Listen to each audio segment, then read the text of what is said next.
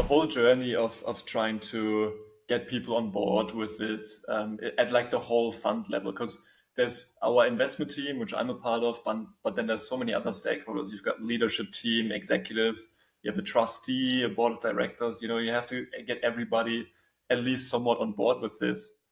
And there is the portfolio diversification benefit. So Bitcoin is also really uncorrelated to the assets that you typically find in an investment portfolio over the long run. BlackRock actually put out a really good paper last year called Bitcoin, a unique diversifier, where they show exactly this. I actually use that argument a lot as well, because the good thing is if you have an asset that's so uncorrelated, first of all, uncorrelation is so hard to come by these days because a lot of the traditional financial assets are quite correlated, especially during crisis scenarios.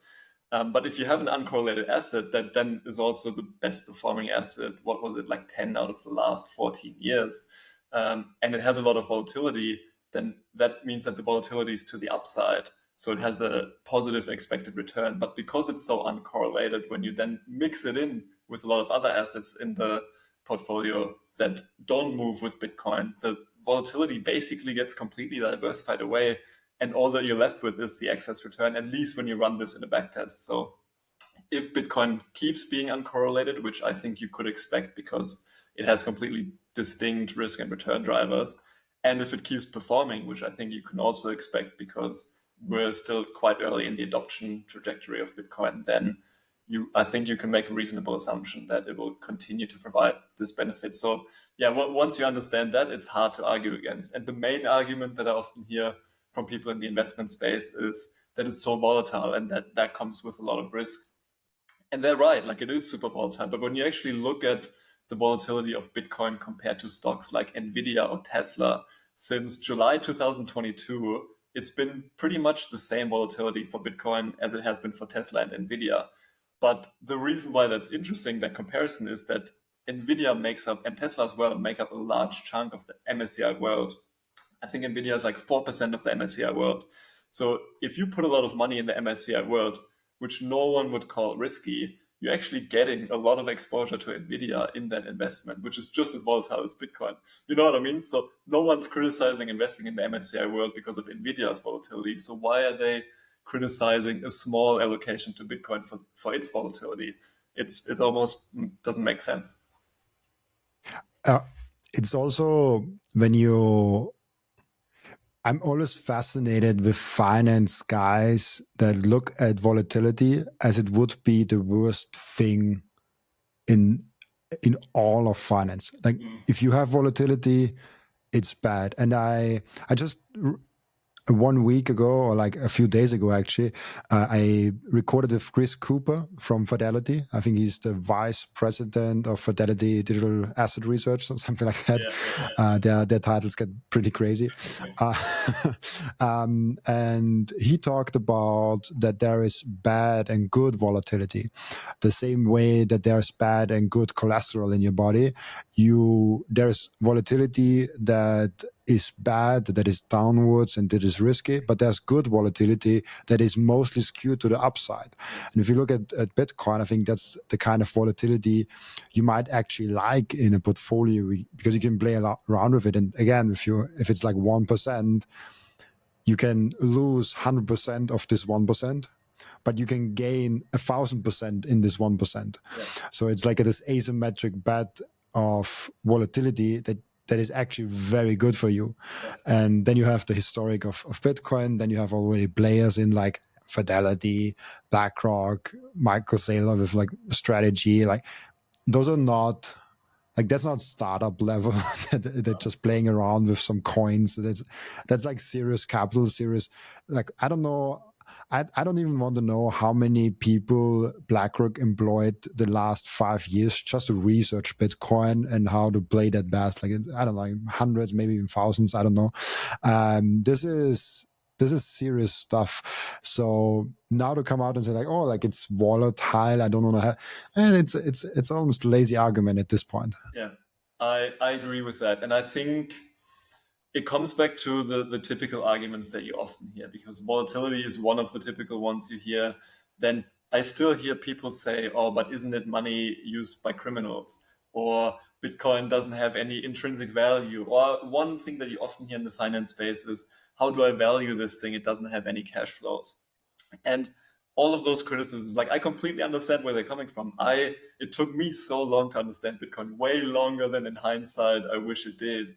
And I had all of those questions myself, but the only way to overcome that is to actually approach it with an open mind and to try to educate yourself and to put in the proof of work in this case and actually study this thing, because there's so many articles out there that refute all of these criticisms. And when you really think them through, they disappear. And that's actually one thing that I did within AMP whenever we did educational sessions, was I made sure to address all of the typical criticisms that you hear, because it takes the fear away from people. Once they actually hear a good argument against that, they're like, oh, actually, I thought this was maybe a downside or a negative about Bitcoin. But now that, in this case, Jonas has brought a pretty good argument against that, I actually don't have that fear anymore. Now let's look at the positives of Bitcoin. And I think it's totally possible. But the thing is, you also can't, you have to be humble when you do all those things. Just like I just said, I had all of those fears myself, so I understand where people are coming from. So you have to meet them in like an understanding way, because everybody is at a different point along the Bitcoin journey, and most people are still at the start line basically. But I mean, yeah, you can refute all of those arguments easily.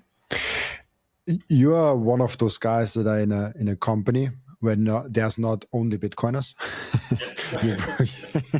So you're probably like one of the very few, I would guess. And I think most of my audience, probably, that's an interesting question that I could because I ask every day one poll to understand the audience better.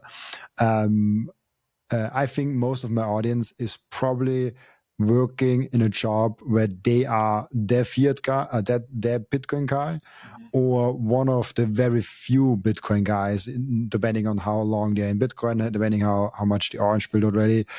And it sometimes can be hard because you you get shit either way. Like you're the Bitcoin rich guy, or like you're the loser that invested in Bitcoin just because it's just crashed like 20% or something like that. Yeah. How was your experience being the Bitcoin guy in a company, and how also did you approach getting other people into Bitcoin, but not wasting all your time and energy on people that don't even want to discover it? Yeah, that's a very good question. I think from my experience, there was almost two different lives as a Bitcoiner within my firm. One life was pre-ETF launch, and the other one was post-ETF launch. Because I worked for an institutional investment firm, essentially, pre-ETF launch, there were a few other guys who were into crypto or blockchain, and a little bit into Bitcoin, and I could talk to them about it. And there were actually a few graduates who just graduated from university who were doing like grad programs with us, and they were really open to a lot of the stuff that I was teaching them about Bitcoin, and were also really receptive to me explaining why Bitcoin, not crypto. But then the older professionals within the firm, there were a lot of skeptics, like even economists, Keynesian economists within the firm that are responsible for economic forecasts and stuff like that. There, whenever Bitcoin was just brought up, it was basically almost shut down straight away. But then once the ETF launched, in the whole investment team, there was almost like more openness to this thing. And we started really discussing it more seriously. And the good thing also is that the head of portfolio management, who's basically my boss, he's pretty big into Bitcoin as well. So we had someone at a pretty high level who was very convicted of Bitcoin. He was a gold bug before discovering Bitcoin. So he knew all of the underlying fundamentals even before seeing Bitcoin. And then we started having internal dialogues around this. And one thing that I noticed, because we invested into Bitcoin in May last year at a price of like the mid 60,000, so pretty good entry price looking back now. But even after we made that investment, it was a really small investment. But even after we did that, there was still a lot of people who were super skeptical about it or just had a lot of questions. So what I then actually did is I went to the CIO, the chief investment officer, and said to her name's Anna. I was like, hey, Anna, look, I think what we just did is a massive step. Like, we just became the first superannuation fund in Australia to invest into Bitcoin. That's massive. Like, there's a handful of retirement and pension funds all over the world that have done this, which means we're now a leader in the space. But if we want to continue to be a leader in the space, I think the biggest hurdle for us is that there's still a lot of people who are skeptical and a lot of people who don't really understand this investment. And I think the main hurdle that I see to us overcoming that is lack of education, lack of open dialogue. So I actually suggested to her to run an educational session, like a 90-minute session on Bitcoin, where I laid out the history of money, the case for Bitcoin as a store of value, Bitcoin in a portfolio, Bitcoin versus crypto. And really, I took a lot of time to address all of the typical criticisms, even created like an ESG slide because we have an ESG team as well. And they were really concerned about the environmental impact, the mining, energy use, and all of that stuff. And that was received really, really well. And I think one of the main things that you have to do, just like I said, you have to be very understanding, and you have to know your audience as well. You have to know who you're talking to, and then know maybe what they're skeptical about and how to address it really well. And if you actually create a really good narrative from start to finish around all of that, I actually found that it was really well received, and everybody started being really open about it. So I often find that like Bitcoiners, when they try to orange pill people, they get really defensive quickly when it doesn't work, and they say, "Oh, everybody gets Bitcoin at the price they deserve," or "If you don't get it, I don't have time to explain it to you." But maybe they just haven't found the right way to approach an audience in a way where they receive it very well. I think those memes have some value, but honestly, maybe they are not as good as they seem on Twitter. Like this, have fun staying poor. Yeah, It immediately ends all conversation. yeah, yeah, If you say to someone, "Oh, like have fun staying poor," yeah, that's it. You will not orange pill him. Maybe he still gets Bitcoin like a few years when he's open again and he forgot that you called him poor. Also, you get the price that you deserve is very true and is very humbling. yeah. Because I also saw Bitcoin at about like 10x lower prices than I originally bought, which is really hard to swallow that pill. Yeah. But we all have to swallow that the ego death capital, that ego death pill at some point. But I think it's not really helpful if you want to orange pill someone that you really like to orange pill. Like if you don't care if he's orange pill, like then say whatever you want. But if you want to orange pill your company, your family, your friends, your partner, whoever, be open, be mindful, be slow. don't rush into it. How was it actually that you got them, or was it you that you got them to do the investment in the first place? Like you talked about the after step of making it long term and sustainable, and with the education program. How was it even that they first got into it? To be honest, the initial allocation actually wasn't as hard to get through as I thought it was. And it wasn't just like the head of portfolio management probably played a bigger role in this than me, and the CIO as well. She's super open to innovation. Um, so the main trigger for it was when the ETFs launched in the US. For us, that was really a sign of, okay, Bitcoin has become institutional grade now. And we already had a lot of people in the investment team who were at least looking into crypto, and then me and the head of portfolio management who were basically Bitcoiners. I think I'm the only true Bitcoin maxi, but that's all right. He's still very convicted. Um, and we then started evaluating how and if we could add Bitcoin. And the good thing for us was it was almost like we had the right team at the right place at the right time, because one thing we also had was what's called a dynamic asset allocation.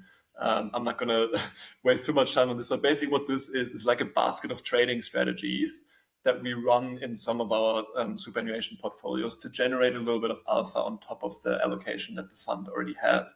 But in this basket of trading strategies, we already were trading commodity futures, equity futures, volatility, and a few other things. But we were trading gold futures in there.